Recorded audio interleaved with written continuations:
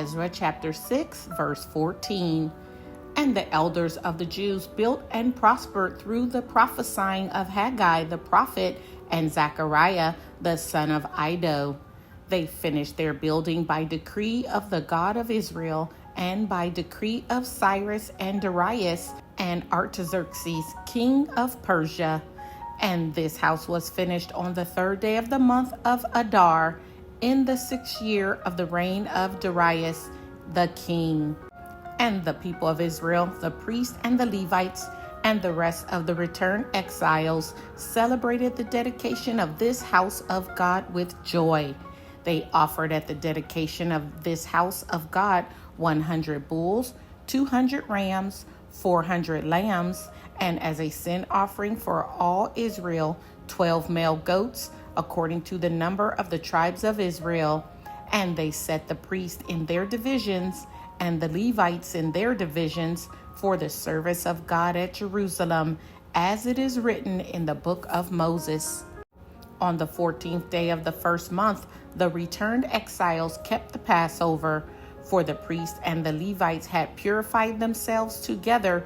All of them were clean. So they slaughtered the Passover lamb for all the returned exiles, for their fellow priests, and for themselves.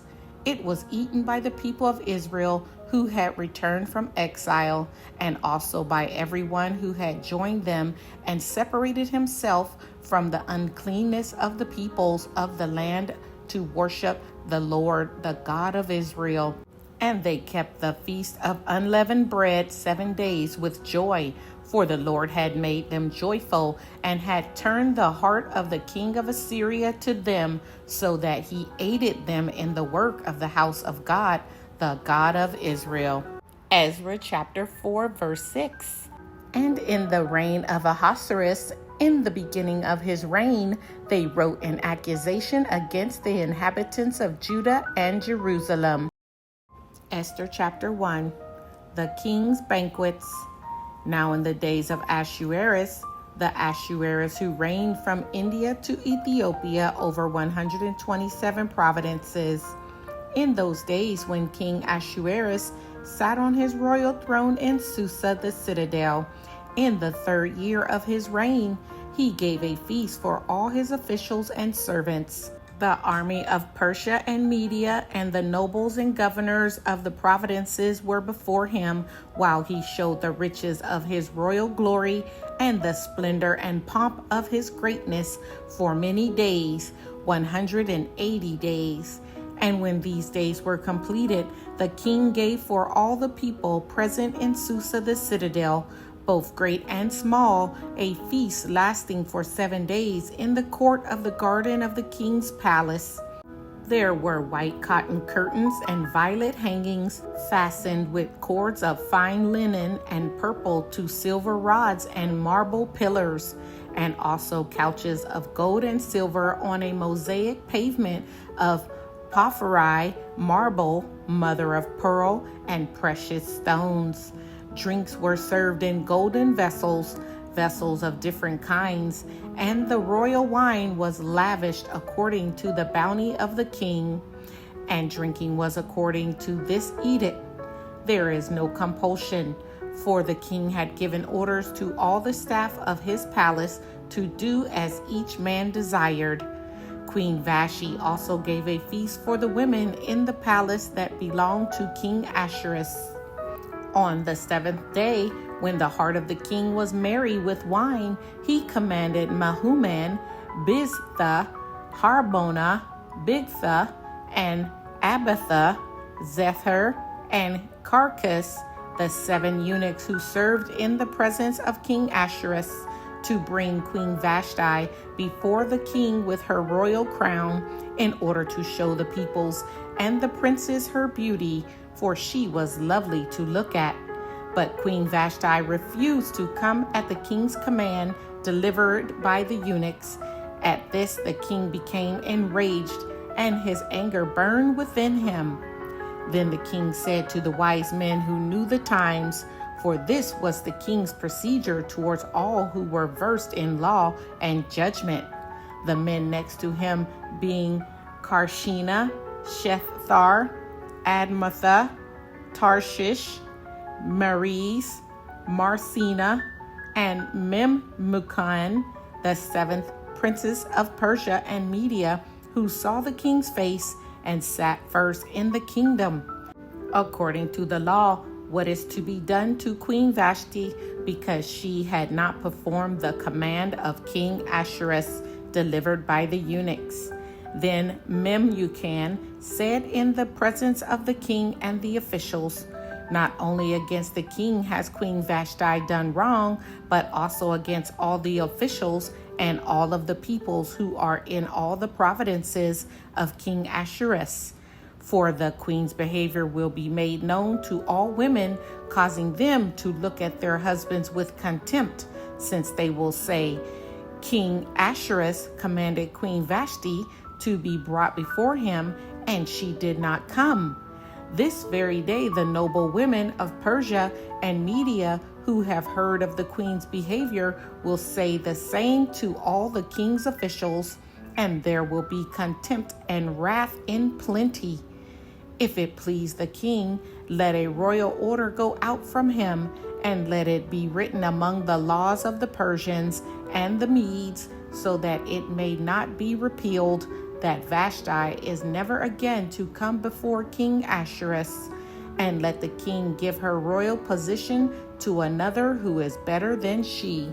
So when the decree made by the king is proclaimed throughout all his kingdom, for it is vast, all women will give honor to their husbands, high and low alike. This advice pleased the king and the princes, and the king did as Memucan proposed. He sent letters to all the royal provinces, to every province in its own script, and to every people in its own language, that every man be master in his own household, and speak according to the language of his people. Esther chapter 2. Esther chosen queen. After these things, when the anger of King Ahasuerus had abated, he remembered Vashti and what she had done and what had been decreed against her.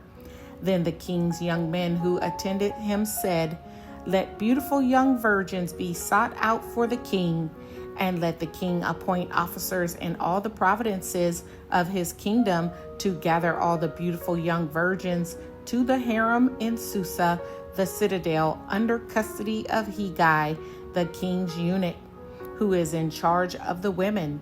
Let their cosmetics be given them, and let the young women who pleases the king be queen instead of Vashti. This pleased the king, and he did so. Now there was a Jew in Susa, the citadel, whose name was Mordecai, the son of Jair, son of Shimei, son of Kish, a Benjaminite, who had been carried away from Jerusalem among the captives, carried away with Jeconiah, king of Judah, whom Nebuchadnezzar, king of Babylon, had carried away.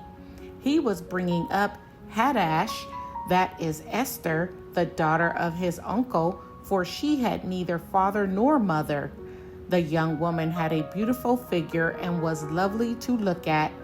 And when her father and her mother died, Mordecai took her as his own daughter. So when the king's order and his edict were proclaimed, and when many young women were gathered in Susa the citadel in custody of Hegai, Esther also was taken into the king's palace and put in custody of Hegai, who had charge of the women. And the young women pleased him and won his favor, and he quickly provided her with her cosmetics and her portion of food, and with 7 chosen young women from the king's palace, and advanced her and her young women to the best place in the harem. Esther had not made known her people or kindred, for Mordecai had commanded her not to make it known.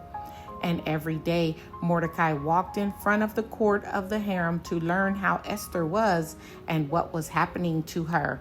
Now when the turn came for each young woman to go into King Ahasuerus, after being 12 months under the regulations for the women, since this was the regular period of their beautifying, 6 months with oil of myrrh, and 6 months with spices and ointments for women. When the young women went in to the king in this way, she was given whatever she desired to take with her from the harem to the king's palace. In the evening, she would go in, and in the morning, she would return to the second harem in custody of Shagaz, the king's eunuch, who was in charge of the concubines. She would not go into the king again unless the king delighted in her and she was summoned by name. When the turn came for Esther, the daughter of Abihail, the uncle of Mordecai, who had taken her as his own daughter, to go into the king, she asked for nothing except what Hegai, the king's eunuch, who had charge of the women, advised. Now Esther was winning favor in the eyes of all who saw her. And when Esther was taken to King Ahasuerus into his royal palace in the 10th month, which is the month of Tebeth, in the 7th year of his reign, the king loved Esther more than all the women, and she won grace and favor in his sight more than all the virgins, so that he set the royal crown on her head and made her queen instead of Vashti. Then the king gave a guest feast for all his officials and servants. It was Esther's feast. He also granted a remission of taxes to the providences and gave gifts with royal generosity. Mordecai discovers a plot. Now when the virgins were gathered together the second time, Mordecai was sitting at the king's gate. Esther had not made known her kindred or her people as Mordecai had commanded her, for Esther obeyed Mordecai just as when she was brought up by him. In those days, as Mordecai was sitting at the king's gate, Bigthan and Teresh, 2 of the king's eunuchs who guarded the threshold, became angry and sought to lay hands on King Ahasuerus. And this came to the knowledge of Mordecai, and he told it to Queen Esther, and Esther told the king in the name of Mordecai. When the affair was investigated and found to be so, the men were both hanged on the gallows, and it was recorded in the book of the Chronicles in the presence of the king. Chapter 3. Haman plots against the Jews. After these things, King Ahasuerus promoted Haman the Agagite, the son of Hammedatha, and advanced him and set his throne above all the officials who were with him. And all the king's servants who were at the king's gate bowed down and paid homage to Haman, for the king had so commanded concerning him. But Mordecai did not bow down or pay homage. Then the king's servants who were at the king's gate said to Mordecai, "Why do you transgress the king's command?" And when they spoke to him day after day, and he would not listen to them, they told Haman, in order to see whether Mordecai's words would stand, for he had told them that he was a Jew. And when Haman saw that Mordecai did not bow down or pay homage to him, Haman was filled with fury. But he disdained to lay hands on Mordecai alone. So as they had made known to him the people of Mordecai, Haman sought to destroy all the Jews, the people of Mordecai, throughout the whole kingdom of Ahasuerus. In the 1st month, which is the month of Nisan, in the 12th year of King Ahasuerus, they put pure, that is, they cast lots, before Haman day after day, and they cast it month after month till the 12th month, which is the month of Adar. Then Haman said to King Ahasuerus, "There is a certain people scattered abroad and dispersed among the peoples in all the provinces of your kingdom. Their laws are different from those of every other people, and they do not keep the king's laws, so that it is not to the king's profit to tolerate them. If it please the king, let it be decreed that they be destroyed, and I will pay 10,000 talents of silver into the hands of those who have charge of the king's business, that they may put it into the king's treasuries." So the king took his signet ring from his hand and gave it to Haman the Agagite, the son of Hammedatha, the enemy of the Jews. And the king said to Haman, the money is given to you, the people also, to do with them as it seems good to you. Then the king's scribes were summoned on the 13th day of the first month, and an edict according to all that Haman commanded was written to the king's satraps and to the governors over all the provinces and to the officials of all the peoples, to every province in its own script and every people in its own language. It was written in the name of King Ahasuerus and sealed with the king's signet ring. Letters were sent by courier to all the king's provinces with instruction to destroy, to kill, and to annihilate all Jews, young and old, women and children, in one day, the 13th day of the 12th month, which is the month of Adar, and to plunder their goods. A copy of the document was to be issued as a decree in every province by proclamation to all the peoples to be ready for that day. The couriers went out hurriedly by order of the king, and the decree was issued in Susa the citadel, and the king and Haman sat down to drink, but the city of Susa was thrown into confusion. Esther chapter 4. Esther agrees to help the Jews. When Mordecai learned all that had been done, Mordecai tore his clothes and put on sackcloth and ashes and went out into the midst of the city, and he cried out with a loud and bitter cry. He went up to the entrance of the king's gate, for no one was allowed to enter the king's gate clothed in sackcloth. And in every province, wherever the king's command and his decree reached, there was great mourning among the Jews, with fasting and weeping and lamenting, and many of them lay in sackcloth and ashes. When Esther's young women and her eunuchs came and told her, the queen was deeply distressed. She sent garments to clothe Mordecai so that he might take off his sackcloth, but he would not accept them. Then Esther called for Hathrach, one of the king's eunuchs, who had been appointed to attend her, and ordered him to go to Mordecai to learn what this was and why it was. Hathrach went out to Mordecai in the open square of the city in front of the king's gate, and Mordecai told him all that had happened to him, and the exact sum of money that Haman had promised to pay into the king's treasuries for the destruction of the Jews. Mordecai also gave him a copy of the written decree issued in Susa for their destruction, that he might show it to Esther and explain it to her and command her to go to the king to beg his favor and plead with him on behalf of her people. And Hathrach went and told Esther what Mordecai had said. Then Esther spoke to Hathrach and commanded him to go to Mordecai and say, all the king's servants and the people of the king's provinces know that if any man or woman goes to the king inside the inner court without being called, there is but one law, to be put to death, except the one to whom the king holds out the golden scepter so that he may live. But as for me, I have not been called to come in to the king these 30 days. And they told Mordecai what Esther had said. Then Mordecai told them to reply to Esther, do not think to yourself that in the king's palace you will escape any more than all the other Jews. For if you keep silent at this time, relief and deliverance will rise for the Jews from another place. But you and your father's house will perish. And who knows whether you have not come to the kingdom for such a time as this.